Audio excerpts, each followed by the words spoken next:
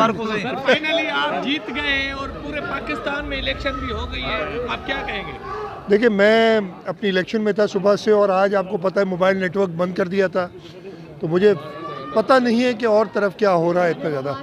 मुझे कहीं कहीं मिली है दादू के अंदर, मटियारी के अंदर, सांगड़ के अंदर, खैरपुर के अंदर कुछ कंप्लेंट्स मुझे मिली हैं, और मैं यही चाहूँगा कि खैर व आफियत से इलेक्शन हो, कहीं पे भी कोई नुकसान ना हो, और उसके साथ साथ लोगों को अपना वोट का हक जो है वो किसी की चोरी ना की जाए वोट की।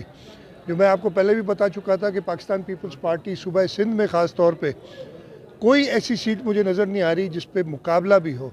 आपको अपनी कॉन्स्टिट्यूंसी का बता देता हूँ, मैं PS 77 से इंशाल्लाह ताला अल्लाह की रज़ा से इलेक्ट हो गया हूँ, अपने लोगों की वोटों से इलेक्ट हो गया हूँ, और जो मेरा फ़ाइनल अंदाज़ा इसलिए कि अभी 8-10 पोलिंगें रहती हैं, लेकिन मेरी इंशाल्लाह ताला 70,000 से ज़्यादा वोट होंगे, और मुखालिफ के 8 या 9,000 तक शायद चले जाएँ, तो हम 60,000 से ज़्यादा की लीड से जीत रहे हैं। और यही सूरत हाल पूरे सिंध में है, इसलिए कि पिछले दफ़े मैं 30,000 की लीड से जीता था 2018 में, लेकिन पाकिस्तान पीपल्स पार्टी की लीडरशिप से लेके और उसके वर्कर तक ने जो काम किया है, उससे सिर्फ इस जो हमारा PS 77 का हल्का है उसने मेरी लीड डबल कर दी है, डबल से भी ज़्यादा।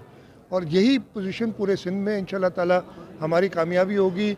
मैं सुन रहा हूँ कि बिलावल साहब पंजाब में भी अच्छा, लाहौर में भी अच्छा परफॉर्म, और उनके अच्छे वोट आ रहे हैं।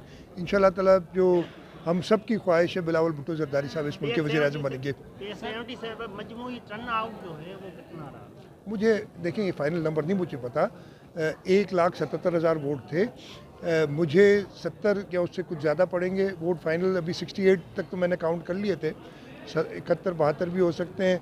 मुखालिफ के 8 के करीब हैं, जो नंबर 1 मुखालिफ था मेरा, 80 हो गए, और उसके अलावा 5-6 हज़ार वोट और शायद बाकी जो उम्मीदवार हैं उनको मिले, तो 50%, 55% की तकरीब। पंजाब में आज़ाद उम्मीदवार अक्सर कामयाब हुए हैं और नून लीग जो है वो हार रही है। नून लीग के लिए तो हमने पहले ही कहा था कि उसको वोट दे के अपना वोट जान करेंगे, और मुझे नहीं पता कि इस वक्त आज़ाद उम्मीदवारों की क्या पोजीशन है। मैंने जैसे बताया कि ना मैं टेलीविज़न देख सका हूँ, अपने इलेक्शन की वर्क, ये जो वोटिंग और उसकी काउंटिंग और उसमें मशगूल था, और ना मैं ज़्यादा बात कर सका हूँ, तो मैं इस वक्त नहीं कह नहीं सकूँगा क्या पोजीशन है। जरदारी साहब भी इस्लामाबाद अचानक रवाना हो गए हैं, आज़ाद उम्मीदवार ज़्यादा जीत रहे हैं, तो क्या समझते हैं कोई सीट एडजस्टमेंट? मुझे पता नहीं है कि जरदारी साहब रवाना हो गए, आप बता रहे हैं मुझे इल्म नहीं है, इसलिए मैं कुछ इस पर कमेंट नहीं कर सकता।